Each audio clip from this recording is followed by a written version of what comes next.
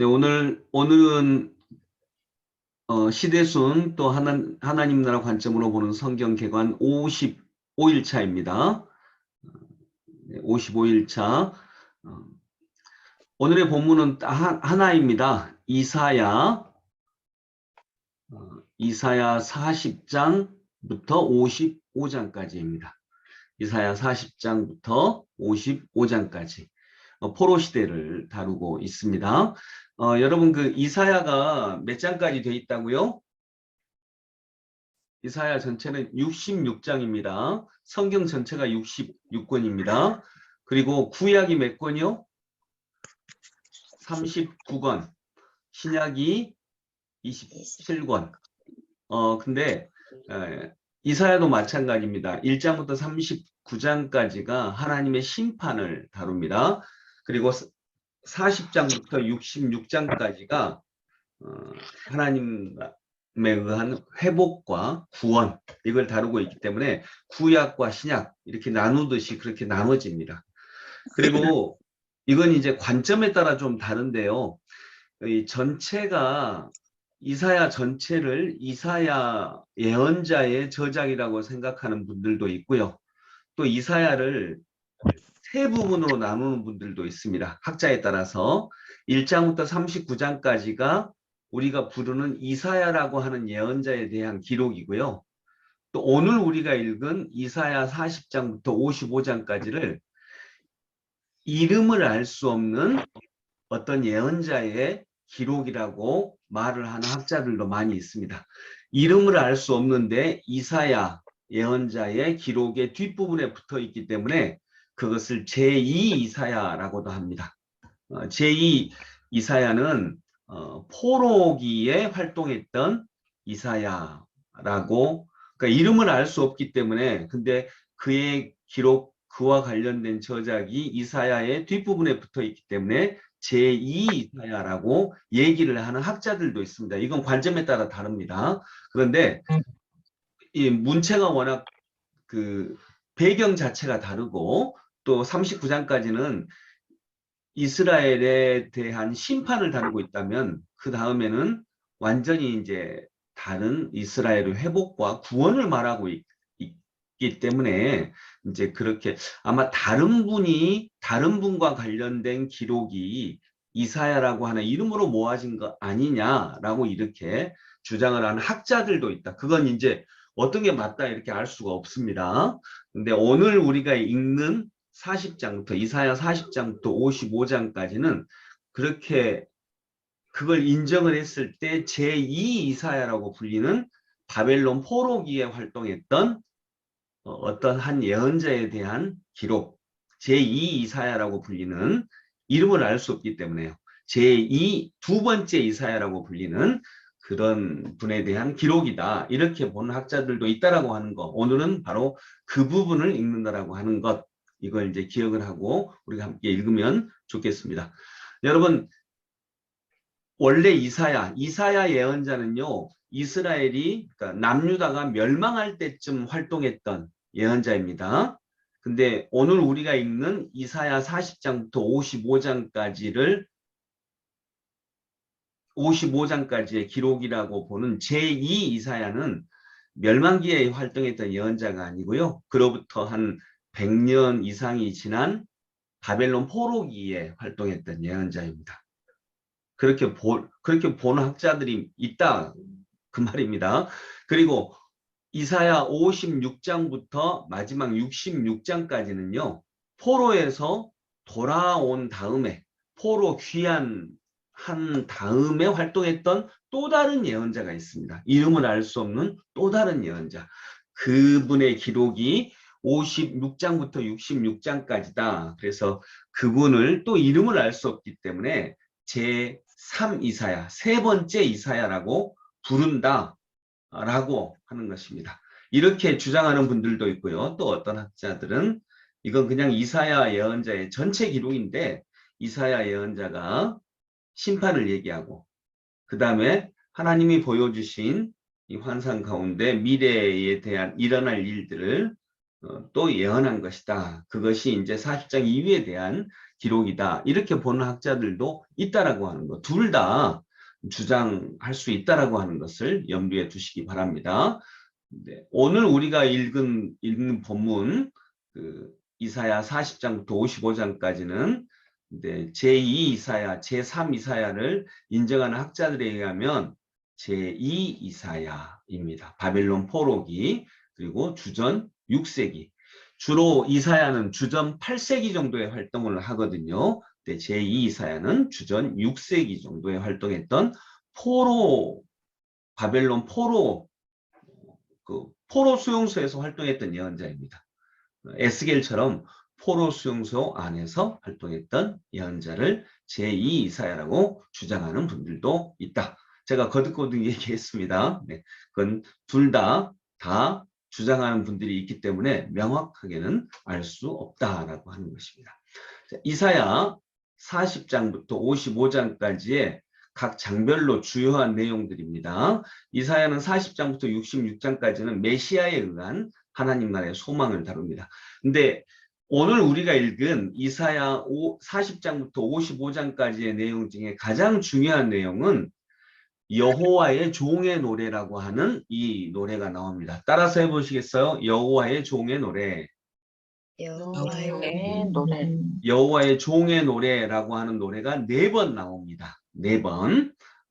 그래서 오늘 우리가 읽은 이 본문에서 제일 중요한 내용은 4번에 걸쳐서 나오는 여호와의 종의 노래가 있다. 이것이 핵심입니다. 그리고 우리가 익히 알고 있는 여호와의 종의 노래 중에 가장 유명한 건 4번째 이사야 53장에 나오는 4번째 여호와의 종의 노래입니다. 그는 우리의 질고를 지고 우리의 슬픔을 당하였거늘 우리는 생각하기를 그는 자신의 죄악 때문에 매를 맞으며 고난을 당한다 하였노라. 그러나 그가 찔림은 우리의 허물 때문이요 그가 상함은 우리의 죄악 때문이요. 이렇게 시작되는 이런 구절이 있는 그 유명한 이사야 53장에 예수님을 예표했다. 예수님의 십자가 사역을 예표했다라고 고백하는 이 기록이 바로 이사야 53장, 오늘 우리가 읽는 2번째 이사야와 관련된 기록입니다. 그리고 그것은 4번째 여호와의 종의 노래이고요. 이 제2사야의 기록 안에는 여호와의 종의 노래가 4개 나온다. 이걸 이제 기억하시는 게 제2 이사야에서 가장 중요한 내용이다. 이렇게 볼 수 있습니다. 제2 이사야는 어쨌든 전체적으로 보면 포로 수용소 안에서 소망을 잃어버린 포로들에게 우리는 이제 하나님의 은혜로 돌아갈 것이다. 회복될 것이다. 이스라엘은 회복될 것이다. 이 회복의 예언을 한 분입니다. 근데 좀 더 다른 것은 회복의 예언을 했을 뿐만 아니라 어떻게 돌아간다. 어떻게 이게 가능하다. 이것까지 말씀한 분입니다. 자, 오늘은요, 이 각 장의 내용보다는 여기 제2 이사야 예언의 흐름, 이 내용을 했습니다. 자, 제2 이사야가 그 이스라엘 포로들에게 선포했던 내용들입니다. 첫 번째는 포로지에서 절망하여 소망을 잃어버린 백성을 위로하라라고 하는 하나님의 명령을 받습니다. 여러분 이제 포로지에서 포로로 끌려와가지고 이렇게 포로 수용소 안에서 생활하다 보면 우리도 가끔씩 어려움을 당하면 소망이 잃어버리잖아요. 소망을 잃어버리고 때로는 이게 절망적이기도 하고 선거 결과 하나에도 절망하는데 그런데 그때 이 절망하여 소망을 잃어버린 백성을 위로하라 라고 하는 명령을 하나님으로부터 그리고 이제부터 두 번째는 이제부터 여호와께서 하실 일에 대해 준비하라. 이 말씀이 하나님의 길을 예비하라. 세례 요한이 주님의 길을 예비하라 라고 했던 그 말씀에 대한 기록이 여기에 나옵니다. 그래서 여호와께서 하실 일이 있을 것이다. 그걸 네가 준비해라. 이렇게 제2 이사야에게 하나님이 명령하십니다. 하나님이 하실 일이 뭘까요? 이스라엘을 회복하는. 그렇죠. 이스라엘의 회복이죠. 근데 이제 질문이 생기죠. 아니 우리가 바벨론 포로기에서 이렇게 포로 수용소에서 포로로 살고 있는데 그리고 하나님은 바벨론의 신들한테 졌잖아. 근데 어떻게 하나님이 무슨 일을 하시겠다는 거야? 어떻게 회복하시겠다는 거야? 이런 질문이 당연히 생기죠. 그때 이사야를 통하여서 하나님은 말씀하십니다. 이스라엘의 하나님은 온 세상을 창조하신 창조주 하나님이시다. 바벨론의 주인이기도 하시다. 그러니 바벨론이 이렇게 센데 어떻게 하나님이 일을 하시겠다는 거야? 그런 의문을 품지 말아라는 거야. 그리고 네 번째 과정에서 여호와의 종의 노래 첫 번째 노래가 나옵니다. 이게 42장 1절부터 9절입니다. 하나님께서 이 여호와의 종의 첫 번째 노래는요. 하나님께서 보내실 종의 성품은 공의로우시다라고 하는 것, 즉 그 종의 성품을 이야기하고 있습니다. 그런데 이 하나님의 공의를 이루는 데 필요한 수단은 힘으로 공의를 이루는 게 아니라 희생과 인내이다라고 하는 것. 이것이 이제 새로운 관점입니다. 힘으로 하나님의 공의를 이루는 것이 아니라 희생하고 인내하면서 하나님의 공의를 이루는 것. 이것이 여호와의 종의 성품이다. 포로 생활을 하는 연약한 이스라엘이 공의로운 세계를 어떻게 이룰 수 있다는 것인가? 이런 의문이 당연히 생기죠. 하나님이 함께 하시다면 가능하다. 이 말씀을 하고 있습니다. 그리고 하나님은 이제 다섯 번째로 주장하는 것은 하나님은 그들을 구원하시기로 작정하셨다. 이런 하나님의 말씀을 듣고도 응답하지 않습니다. 이스라엘이. 하나님이 우리를 구원하실 거야. 이렇게 이사야가 고백하는데도 뭐 그게 가능하겠어? 바벨론이 얼마나 센데 응답하지 않습니다. 이로 인해서 하나님이 또 탄식하십니다. 하나님의 구원 계획을 인정하면 바벨론에 대항해야 됩니다. 근데 이것이 두려운 일이거든요. 대항하면 죽을 수 있거든요. 그래서 하나님이 43장에서 말씀하십니다. 두려워하지 말아라. 내가 너를 구속하였고 내가 너를 지명하여 불렀나니 너는 내 것이다. 이렇게 담대하게 말씀하십니다. 두려워하는 포로들에게 너는 두려워하지 말아라. 그런데 또 이사야가 묻습니다. 근데 왜 하나님은 이런 형편없는 이스라엘, 하나님의 위로의 말씀을 듣고도 응답하지 않는 이스라엘과 같은 이런 형편없는 이스라엘을 지명하셨나? 왜 이들을 부르셨나? 그 이유가 있습니다. 이거 같이 읽어볼까요?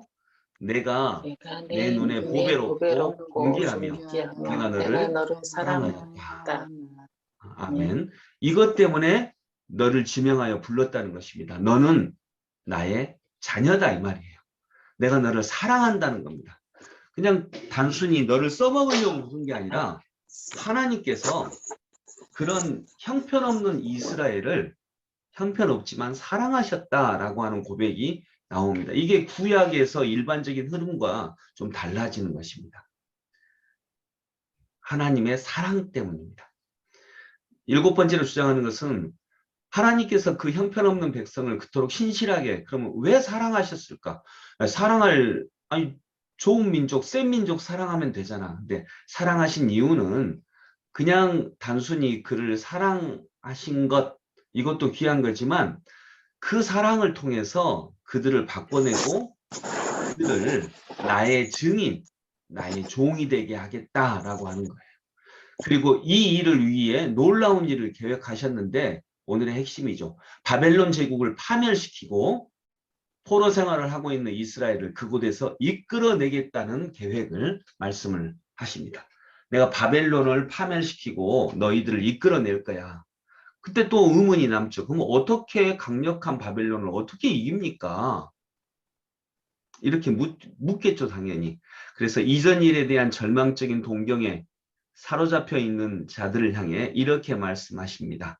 어떻게 바벨론이 우리를 이겼고 우리는 연약한 백성인데 어떻게 이깁니까? 그때 하나님의 말씀입니다. 같이 읽어봅니다. 너희는 이전 일을 기억하지 말며 옛날 일을 생각하지 말라. 보라 내가 새 일을 행하리니 이제 나타낼 것이라. 너희가 그것을 알지 못하겠느냐? 반드시 내가 광야의 길을 사막에 강을 내리니. 아멘. 어떻게 바벨론을 이깁니까? 우리는 바벨론으로 끌려왔고 바벨론이 얼마나 센데 강력한데 그럴 때 너희는 이전 일을 기억하지 말아라. 옛날 일 생각하지 말아라. 내가 새로운 일을 행하겠다. 하나님의 말씀하시는 것입니다. 내가 새로운 일을 행하겠다. 너희들 그것을 알지 못하느냐? 그러니까 광야에도 길을 내고 사막에도 강을 내는 하나님이다. 이제 그렇게 얘기하시면서 이스라엘 백성들을 설득하십니다. 그리고 하나님의 방법이 뭐냐면요. 그 방법까지 설명하시는데 자 같이 읽어봅니다. 이스라엘 백성을 해방시키기 위해 강력한 바벨론을 심판하시기 위해 고레스라고 하는 왕을 택하셨다. 이것이 45장 1절입니다. 이스라엘 백성이 묻죠. 어떻게 바벨론을 이깁니까? 내가 고레스라고 하는 한 왕을 택하겠다. 그를 통해서 바벨론을 멸망시키고 너희들을 해방시키겠다라고 하는 거예요. 근데 이때 포로 공동체의 사람들은 당황합니다. 왜요? 고레스는 이스라엘 사람이 아니거든요. 하나님 믿는 사람이 아니거든요.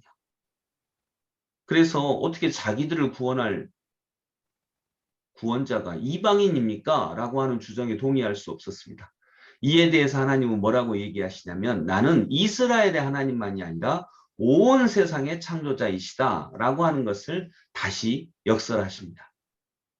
그러면서 바벨론의 신은 우상이다. 바벨론은 멸망할 것이다. 그러나 너희들이 믿는 여호와 하나님은 우상이 아니다. 창조자 하나님이시다.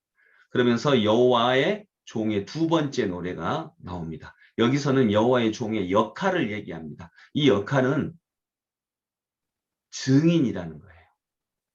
이 세상에 하나님의 뜻을 전할 증인이다. 구원자를 전할 증인이다. 이게 여호와의 종의 역할이라는 것입니다. 종의 역할은 이방의 빛이 되어 온 세상에 하나님의 구원에 관한 복된 소식을 전파하는 증인이다. 세 번째로 여호와의 종의 노래가 또 나옵니다. 이게 세 번째 노래입니다. 세 번째 노래에서는요. 이 여호와의 종이 되기 위해서 특별한 준비와 훈련을 얘기합니다. 어떤 준비를 하냐? 이게 학자의 혀를 준비시키고 귀는 깨우침을 받고 인내하고 이런 등등 이 세 개만이 아닙니다. 그 쭉 나옵니다. 아주 많은 이런 준비와 훈련을 너희들이 하게 하겠다. 이 준비와 훈련이 바로 포로 수용소 안에서 진행이 되는 것입니다. 제2 이사야의 선포에 대한 포로 공동체의 반응은 어떤 사람은 순종하기도 하고요. 어떤 사람은 아니야. 나 그냥 지금의 삶에 만족할래. 이런 사람도 있어요. 왜냐하면 바벨론 포로 생활을 하면서 재산도 많이 쌓고 또 그 안에서 소위 말해서 성공한 사람도 생겼거든요. 그래서 이런 두 가지 반응으로 엇갈립니다. 어떤 사람은 순종하고 어떤 사람은 아니 지금의 삶도 괜찮아 이런 사람도 생깁니다. 근데 그 중에 순종하는 사람들이 포로된 백성들이 하나님께 신앙 고백을 합니다. 51장 9절부터 10절이 이들의 신앙 고백입니다. 깊은 물을 말리시고 바다 깊은 곳에 물을 내시는 분이다라고 하나님을 신앙 고백하는데 이것이 의미가 있는 것은요. 너무나 오랜만에 고백되는 하나님 백성들의 신앙 고백입니다. 포로 수용소 안에 있다 보니까 하나님을 고백하기가 진짜 어려웠거든요. 믿음이 없어졌으니까요. 근데 진짜로 오랜만에 그들이 하나님을 신앙 고백합니다. 이 고백에 하나님이 감격하십니다. 그러면서 하나님이 이 이스라엘 백성들의 고백에 감격하시면서 뭐라고 하시냐? 시온이여 깰지어다 내 힘을 낼지어다. 거룩한 성 예루살렘이여 내 아름다운 것을 입을지어다. 그리고 마지막에 내 목의 줄을 스스로 풀지어다. 이렇게 하나님께서 말씀하십니다. 그리고 마지막 그 유명한 여호와의 종의 네 번째 노래가 나옵니다. 구원자이신 그분이 고초를 겪으신 것은 자신의 잘못이나 약함이 아니었다. 오히려 그것은 우리의 죄를 대신해 참혹한 일을 겪는 것이었다. 예수 그리스도의 십자가와 구원을 가장 잘 나타내는 성경 구절로 꼽히고 있는 유명한 구절입니다. 그래서 여기 여호와의 종은요. 이스라엘 백성 중에 하나님에 대한 신앙을 버리지 않았던 그 사람들, 그 당시의 사람들을 말하기도 합니다. 그리고 또 한편 예수 그리스도를 얘기하기도 합니다.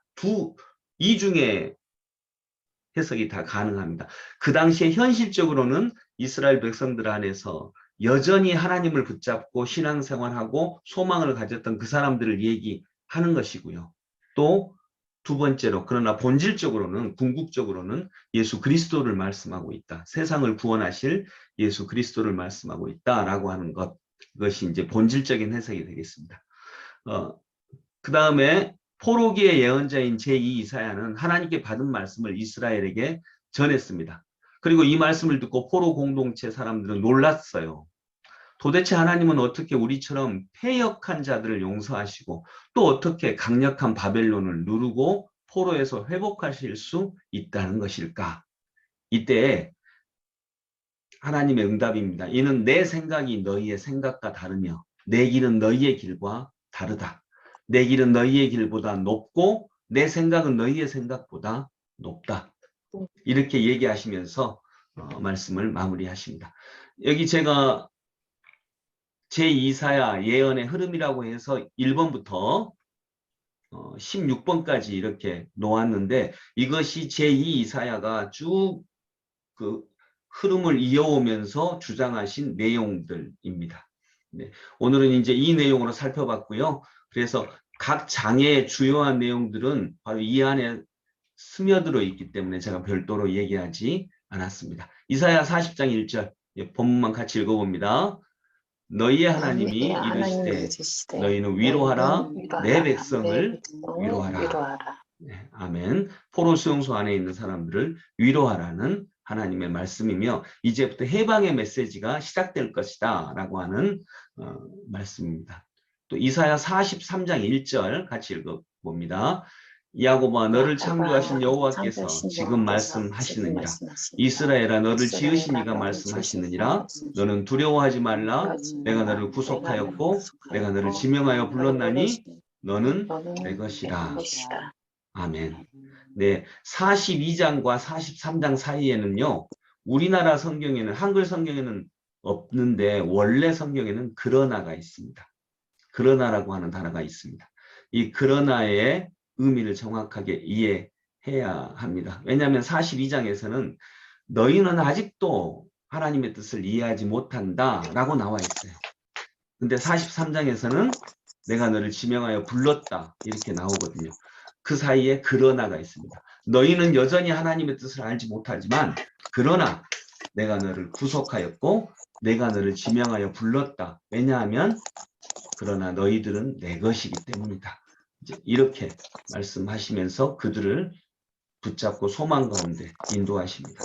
그러나 여러분 이 구절보다 가장 우리가 깊이 생각하고 묵상해야 되는 구절은 이사야 53장 여호와의 종의 네 번째 노래이다 라고 하는 것, 그걸 기억하실 수 있기를 소망합니다.